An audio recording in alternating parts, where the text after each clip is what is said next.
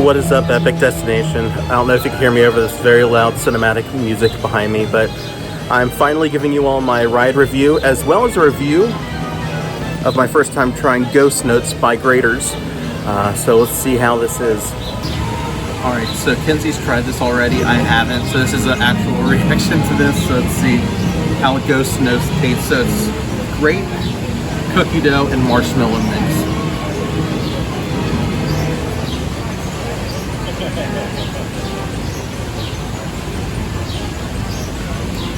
Try to get a little bit more.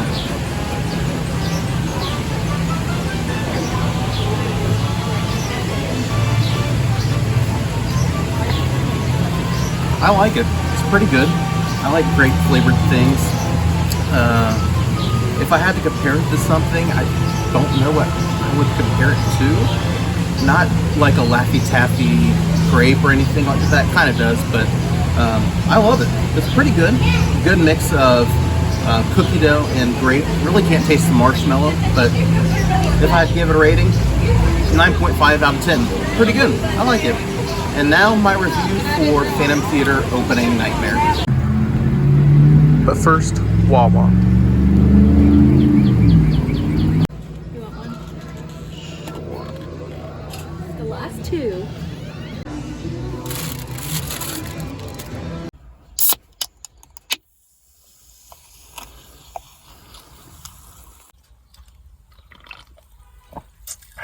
Let's get to this review.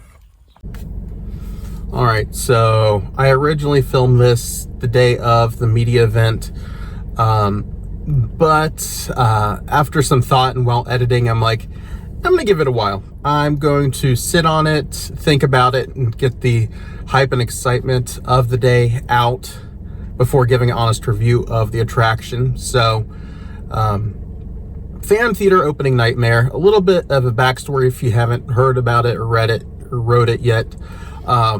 It's basically about the Phantom Theaters finally reopening after so many years of being closed, but it's a dark and stormy night, and when that happens, and when the maestro decides to play the organ when it's storming, there's these things called ghost notes that come out and wreak havoc on the Phantom Theater. So lucky us, we're there when it's storming, maestro's playing his organ, and these ghost notes are on the loose. So No Legs Larry needs some help with his ushers because they all decided to not be there for the evening. So he needs the ushers to capture these ghost notes and to save the Phantom Theater from its reopening nightmare. So yeah, so that's the story of the ride, and whether or not you save the ghost notes, that's up to you. But it's an amazing attraction, truly capturing the legacy of Kings Island and its history, and just a beloved attraction that everyone knows and loves. But bringing it into a modern, new look and light. And so my thoughts, my review on it, I love it. It's a great attraction. Like I said, it's truly, bringing a Kings Island piece of history back in a whole new light for a whole new audience. And is this for the diehard Phantom Theater fan and lover? Absolutely, I think it is. It's a love letter to Kings Island fans and to fans of the original attraction. Are there differences? Absolutely.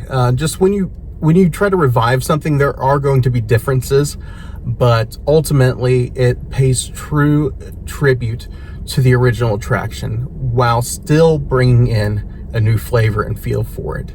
So I loved what they did with it.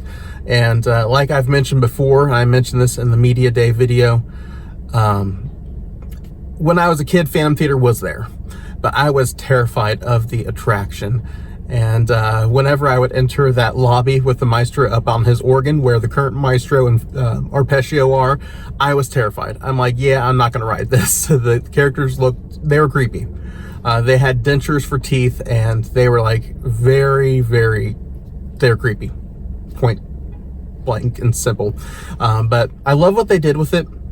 I love that they preserved the story of the Phantom Theater, preserved the characters, but gave them a new look that could appeal to modern audiences, children, families, all that good stuff. So awesome job Kings Island, Sally Dark Rides, Plague Productions, Kingdom Productions, and everyone who had a hand in bringing this classic attraction back to life for another encore. So with that said, I love what they did with the story. They took elements of the original attraction, took elements of the show, combined them into this new attraction while putting in some other elements into it as well. The interactivity of the ride. But yeah, I love the interactivity of this ride. It's one of those things where you don't have to play the game, but it adds an extra element to the ride. So the integration of the flashlights, it's pretty neat. It's not like your typical laser type attraction. This is more of a digital addition to the ride.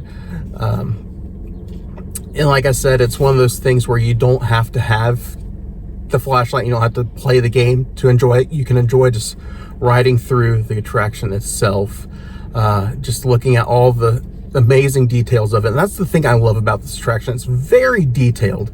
It's not a screen-based ride. It's a projection addition to physical sets, physical characters, sense, sound, and everything in this one attraction. So all your senses, most of your senses are being used. So you'll hear things, you'll smell things, you'll see things, and you'll even feel things. Not saying what exactly you will feel, but you will feel things. So that's something I love. I love that there's a bunch of Easter eggs. If you're a fan of Easter eggs in parks and attractions, you're going to love this. And if you love the original attraction, you're going to find some things from that attraction in this ride. And some nods to the history of dark rides. So fun fact, if you didn't see the Media Day preview video that I had, Drew Edward Hunter, he mentioned one of those things, and it's a brand new character named Sir Pretzel. And that name and that character comes from the original Pretzel Dark Rides. So that's one thing. And then Arpeggio, the cat, was based off just a cat sound that was originally outside of the attraction back in the 90s. So they brought him in, and you get to see the cat that was screeching outside the attraction for the first time. And you still don't get to see Bosco at all. You'll see his hands somewhere in the ride, but you won't see his face again. But all your favorite characters, Maestro, No Legs Larry, Houdolini, Helda Bovine, Great Garbanzo, Willard Warbler, and all of those characters are back. And again, a different look to them, as you would have remembered from back in the day when they were extremely creepy. So that's really neat. I love those Easter eggs, and I did find the Sally A from the Sally Dark Rides logo. So Lauren, I did find that. A hint as to where you could find it: it's in the middle of the ride, and don't get caught trying to look for it. Yeah, that's my little hint to you all. But I love the ride. One thing I would critique is some of the audio. Some of it's loud in spots, and some places it's quiet. So like in the queue line itself, No Legs Larry, you can barely hear him, but you can definitely hear Arpeggio the cat. It's funny because they used a human trying to sound like a cat, and it is very loud in the queue. Wish it was a little quieter, but it is what it is. But I love what they did the attraction. I love they brought this piece of Kings Island history back in a whole new light for a whole new audience. So it's one of those things that I've ridden probably about 5 or 6 times now, and plan to ride it more, and hope it's an attraction that sticks around for more than the usual 10 to 15 year span of the attractions that have been in that building. So that's my thoughts, my reviews. And like I said, I wanted to hold off on giving a review the day of the event, in the week of the opening, just because it's easy to just get caught up in, oh, it's the greatest attraction ever known to man. It is a great attraction, and I will say this: it is a fantastic and probably one of the best regional park dark rides out there. It's up there with Disney and Universal quality.